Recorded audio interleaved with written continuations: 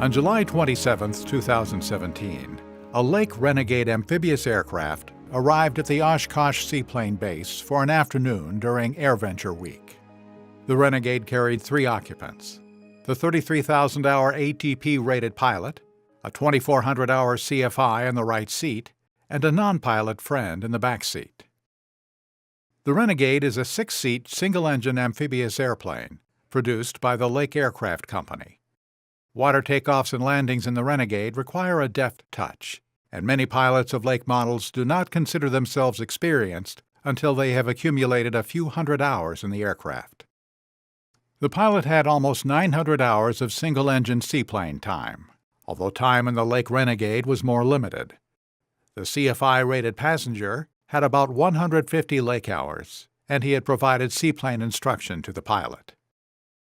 The trio arrived at the Oshkosh Seaplane Base just after 12 p.m. local time and requested a tow into the harbor due to a sagging float under the left wing.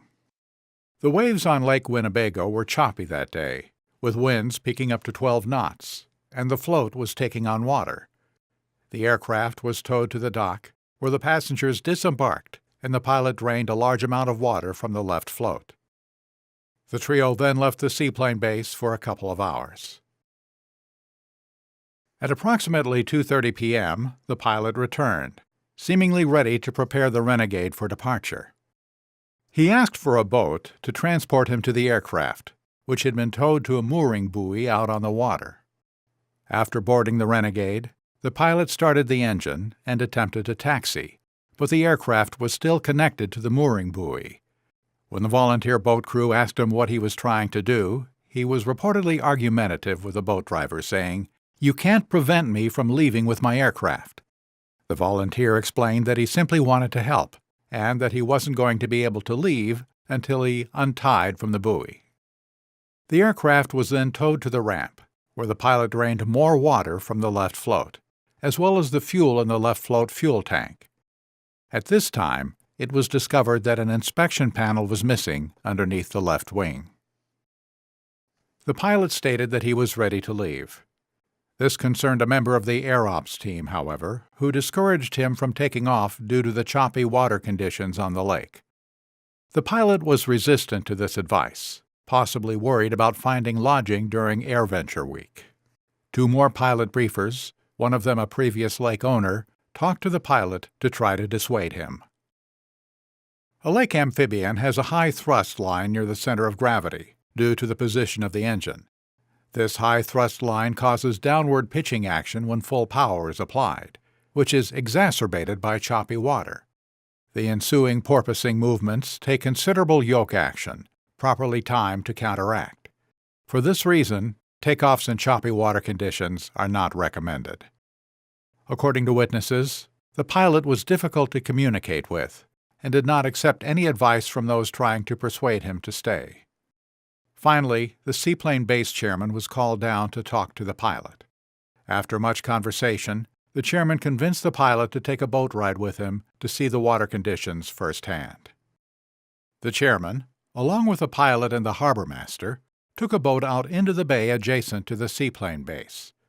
They observed the waves to be 1.5 to 2 feet high. The maximum demonstrated wave height for the Lake Renegade is 18 inches. The pilot agreed that the wave conditions were not acceptable at that time. However, after some additional consideration, he stated that he would just take off parallel to the swells in a northwesterly direction. The chairman and harbor master strongly disagreed with this idea.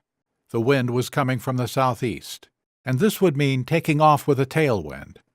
The chairman told the pilot emphatically that he would never get a lake airborne in the current water conditions, downwind, with 3 people on board, and added that trying so would be dangerous. It was never completely clear why the pilot wanted to take off in a downwind direction.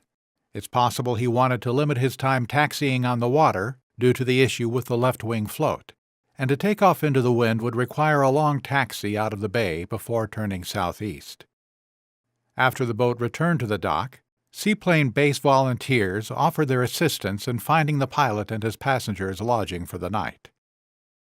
As time passed, the water conditions improved somewhat. apparently enough to satisfy the pilot that it was safe to leave. The pilot indicated that he was going to load his passengers and depart. The seaplane base staff, however, were not convinced. The chairman continued to discourage the pilot from leaving and shared his concerns with others. He had another lake owner talk to the pilot to try and convince him of the danger of taking off on high waves. At this time, the pilot was also reminded that he still had a missing inspection panel on the underside of the left wing, and the Renegade was unairworthy without it. After some discussion, the pilot was connected with a local mechanic, who performed a field repair with a small sheet of aluminum and duct tape. Afterward, the pilot checked out of the office and received a final briefing from Air Ops, who gave one last recommendation not to leave.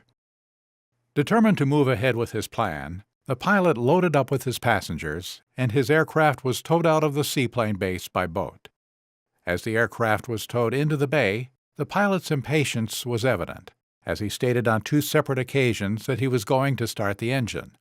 Both times he was told to wait by the harbor master, who pointed out that the aircraft was still hooked up and under tow. Within seconds of being released from the tow rope, the pilot started the engine and immediately applied takeoff power. Video and photos were taken of the aircraft as it made its way out of the bay. It was noted by witnesses that the flaps were in the up position, which, according to the flight manual, should be extended for all takeoffs and landings. Flaps are especially important to achieve lift out of choppy water as quickly as possible. The Renegade made an arcing right turn on the water to the north to clear Stretch Point, and then settled into a northwesterly heading at a high rate of speed.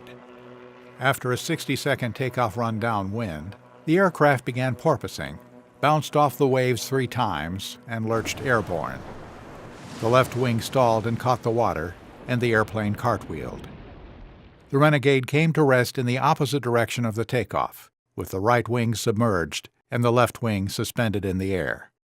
Only the right seat CFI passenger survived.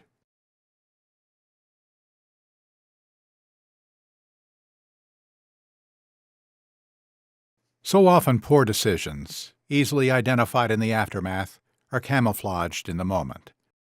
Despite strenuous objections from credible onlookers, the highly experienced pilot could not see the extreme risk of departing in the unfavorable conditions that day.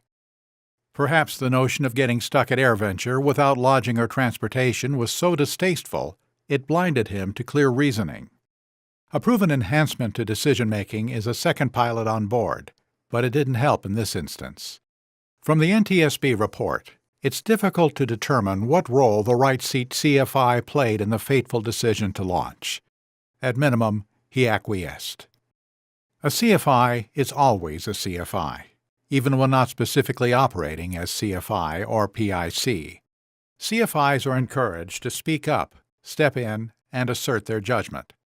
This CFI passenger was in a tough spot, riding along with a strong-willed pilot who was also a CFI, but importantly had relied on the passenger CFI for instruction in the Lake Renegade. Perhaps he felt intimidated by the pilot's experience, some 30,000 hours more than he. Perhaps the passenger CFI also didn't fully appreciate the demanding scenario building. Lake pilots do not consider 150 hours to be experienced. Committed to a poor decision, the pilot proceeded in haste, which usually invites mistakes, and did so on this flight.